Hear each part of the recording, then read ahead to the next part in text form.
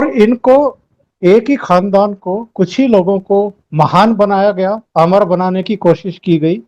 न केवल उनकी मूर्तियां स्थापित की गई, न केवल संस्थानों के नाम उनके नाम पर रखे गए। Indira Gandhi international airport, Rajiv Gandhi international airport Hyderabad में है।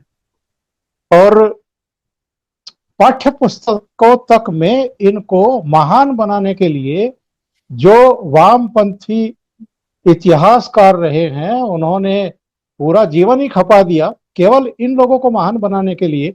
जबकि स्वतंत्रता आंदोलन में कंट्रीब्यूशन तो जो आपके, चाहे सुभाष चंद्र बोस थे, चाहे भगत सिंह थे, चाहे राजगुरु थे, चंद्रशेखर आजाद थे, सुखदेव थे, ऐसी बहुत सारी लंबी लिस्ट है जिनका योगदान था, लेकिन उनका कोई नाम लेवा पानी देवा नहीं है।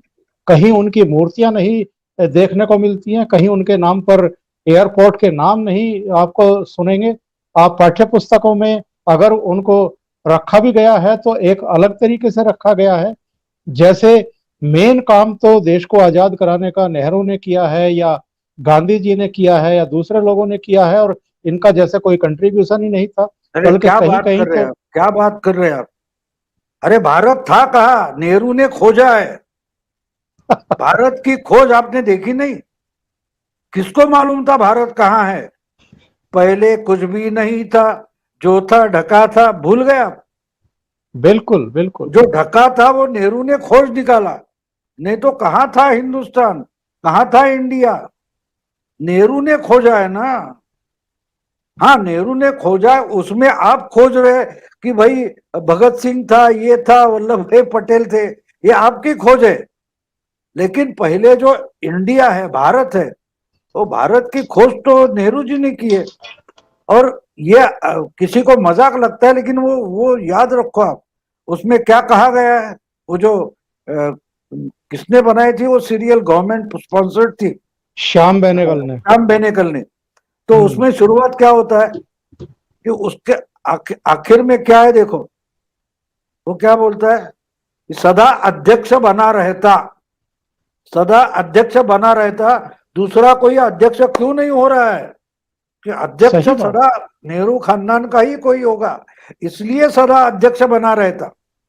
या अच्छा, और दूसरी बात आप देखिए कि ये सब लेफ्टिस्टों ने इनका ग्लोरिफिकेशन किया, और नेहरू ने ऐसी पॉलिसी लाई कि लेफ्टिस्ट ही खत्म हो गए। जी जी।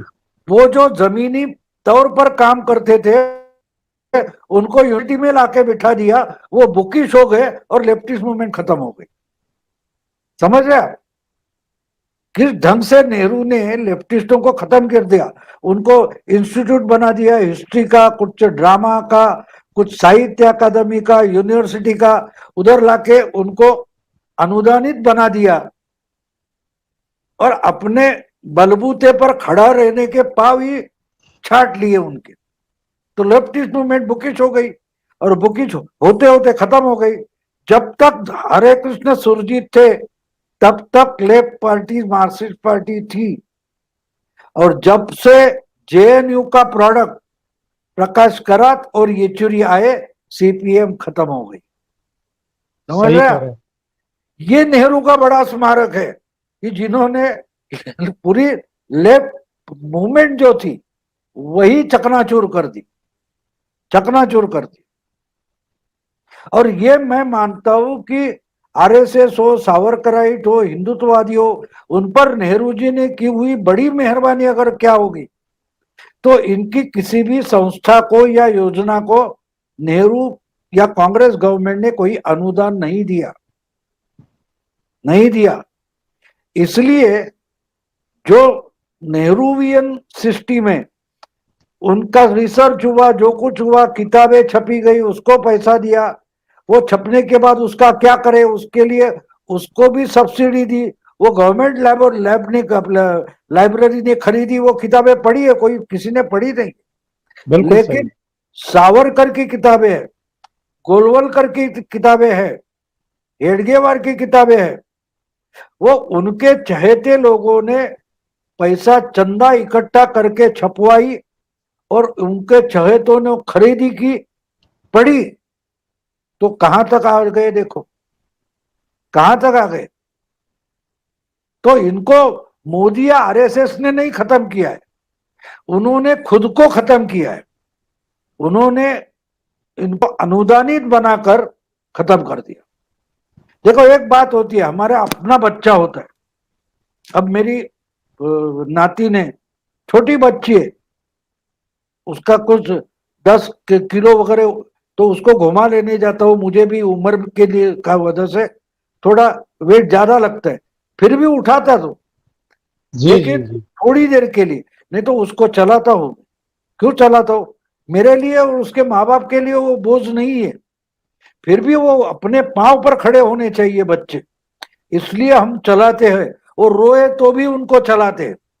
नेहरू या नेहरूवियन सिस्टम ने, उनका ही जो इज्म था, लेफ्टिज्म था, लिबरलिज्म था, उसको खत्म कैसे किया? बोले अरे क्यों चल रहे हो, चलो बैठो गाड़ी में, मैं छोड़ देता हूं।